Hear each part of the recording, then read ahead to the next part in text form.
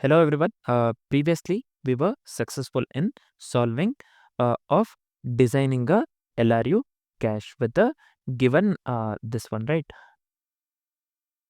with the given conditions. So today we will see how to design an in-memory cache. So what the question states here, so design an in-memory cache system that stores key value pairs in the memory. So again we have to keep this one in mind.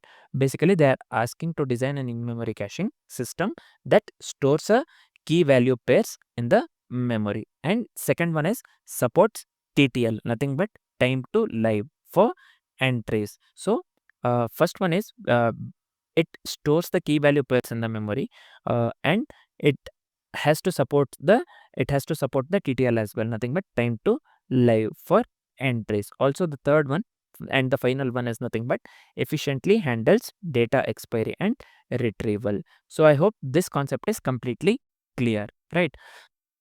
So I'll just explain what we have to consider and what we have to discuss, and let's try to implement the same thing in the form of code, right? So first thing that we need to keep in our head is entry should expire automatically after their time to live, nothing but TTL. So again I'm telling this step, it has to support TTL, right? So entries should expire automatically after their TTL. This is the first point. And the second point that we need to keep in our head is we have to use a combination of map for storage and the priority queue, uh, or we can make use of the timestamps as well to manage the expirations. So this one expirations, while I said this one, basically we know in the previous step I had explained entry should expire automatically after their TTL, nothing but the time to live, right?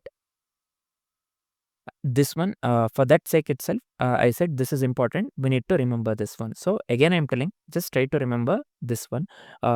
Entry should expire automatically after the TTL. The second thing is we are making use of the combination of a map for storage and the priority queue, or instead of the priority we can go with the timestamps as well instead of the priority queue, right?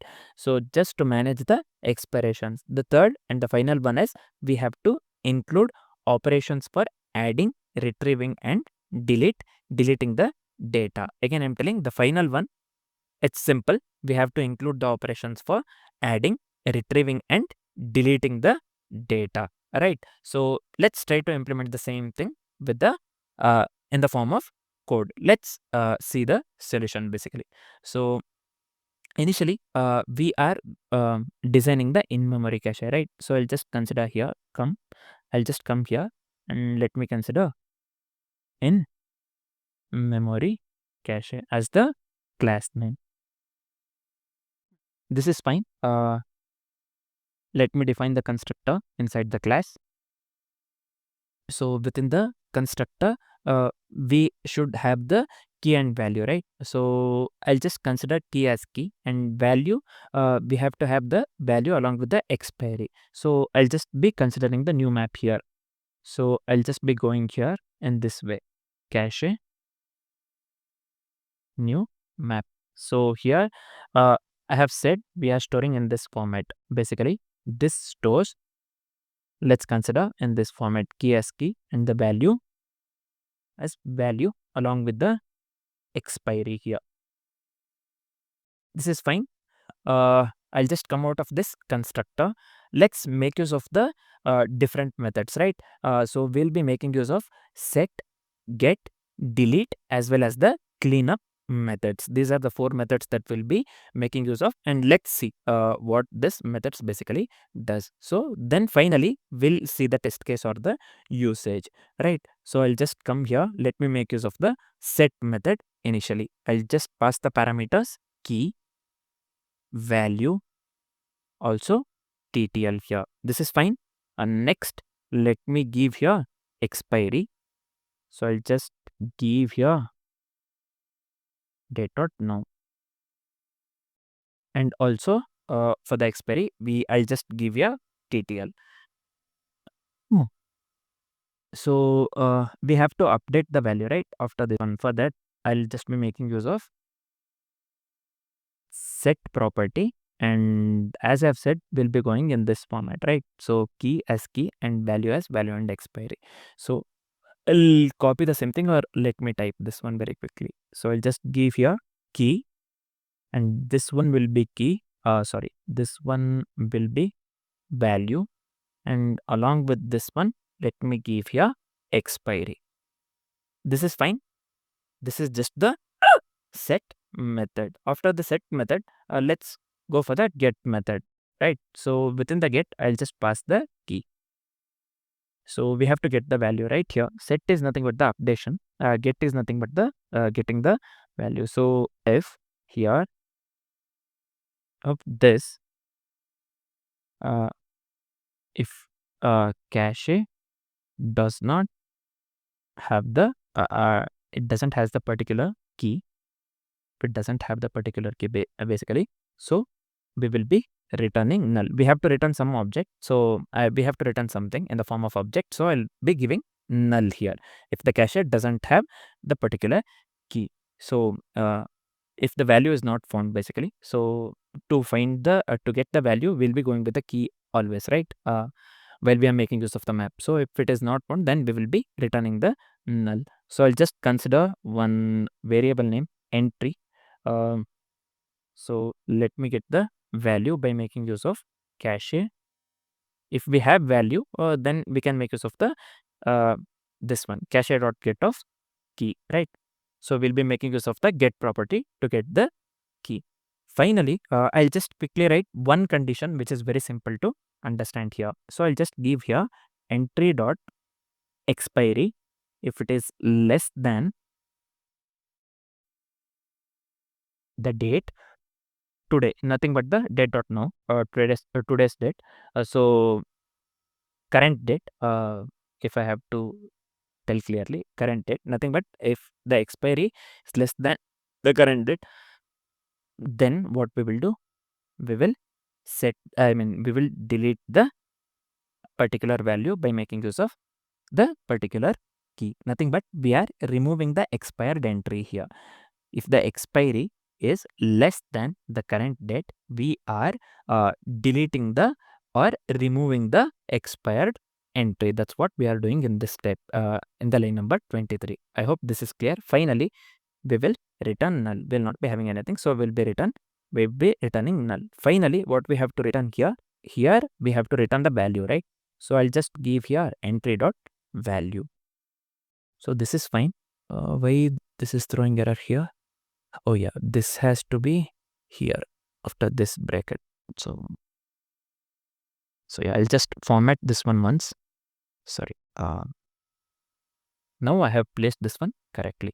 So this is fine. Let me come out of this method, get method. So next we'll go with the delete method. So delete of key. So what I will do here, so we have to just delete based on the particular key, right? So within the delete, to perform the delete operation, I can just give directly here cache.delete. I'll just make use of the property delete. I'll give here key.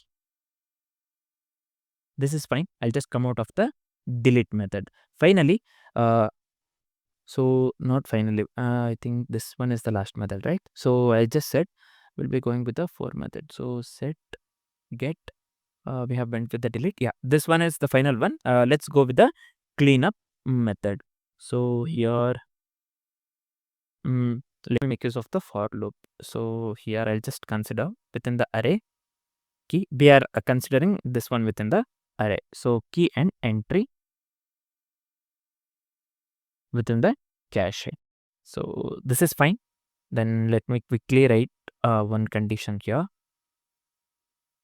If the expiry of the entry is less than date dot now, we have already considered this one. Basically what we will be doing, we will be deleting the this itself here. We saw that one, right? So basically we'll be removing the expired entry by making use of the delete keyword. So again here, so I'll just copy this one, line number 23. So I'll just come here, let me paste the same thing. Sorry.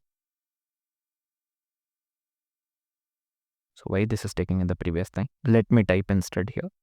And just give here dot cache dot delete of key. So here, this is it. Let me format the document once. This is it for the code, right? Let's go with the test case or the usage next. I'll just quickly come here. Let me type here test case. This is fine. So I'll just consider the variable name cache. New, we have considered this one. Let me copy this class name here. Let me paste it over here. We have to pass, we don't have to pass anything here, right? So I'll just consider, let's update the value by making use of set property here. So I'll just give here a, let me pass here some random numbers. I'll just give here 100 and let me give here 5000. So what is this basically? A, 100 and 5000.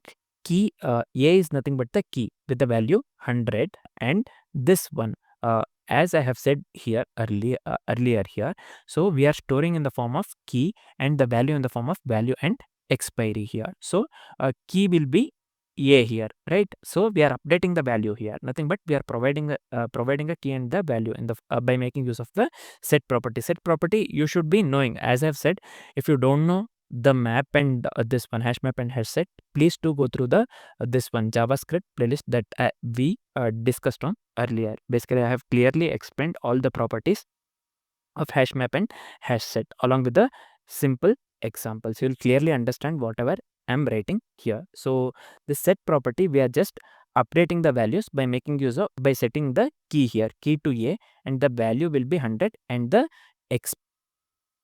expiry will be 5 seconds, nothing but the 5000 milliseconds I have given here, nothing but 5 seconds. So here, let me quickly come here and log. I'll just make use of cache dot get. Let's get the value by making use of the key, right? So while we are giving key, we have to get the value. We are making use of the particular key here, nothing but A here.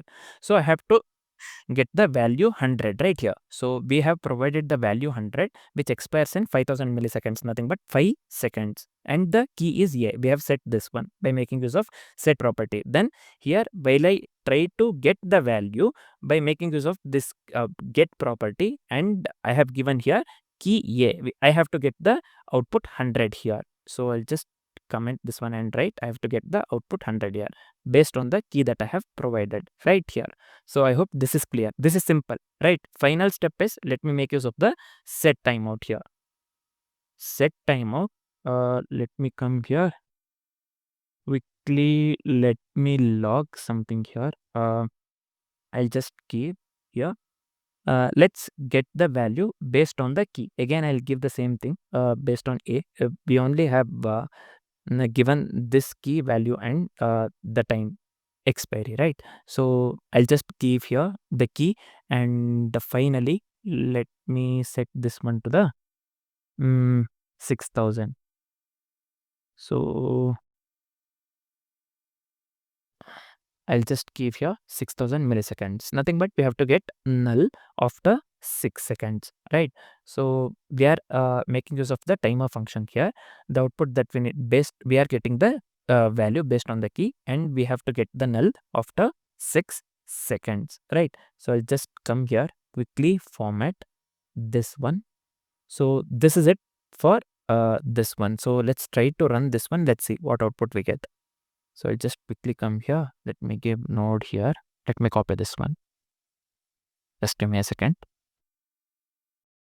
I paste here file name.js. So here you can see 100, right? We can clearly see 100 here, and we are getting null after 6 seconds, as I've said here, the final one, the final line here. We are making use of the timer event, right? So here we are trying to get the A.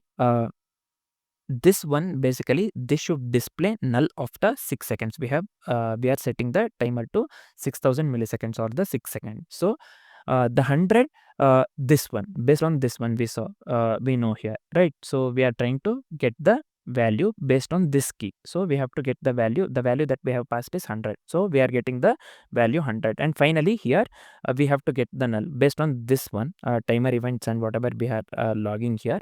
we have to get null after 6 seconds. So I'll just try to clear screen and try to run this one again, whether let's see this works or not. So here I'll just pass the value something 500 and I'll just set this one to the 3 milliseconds. I mean 3 seconds or the 3000 milliseconds. Let me run this one. Now I have to get the output 500 and after 3 seconds I have to get the null, right? So let's see. Yeah, 500 we got, and after 3 seconds, so why am I getting this one basically? So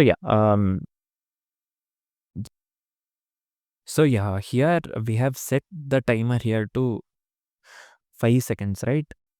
So we have to set this one to either 6000 after 5 seconds. Any like we can give 6 seconds, 7 seconds, anything.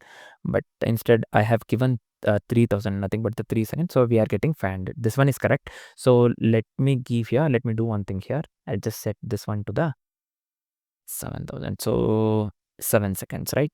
So let me clear this one. Let me run this one again. So after 7 seconds, I have to get the null here.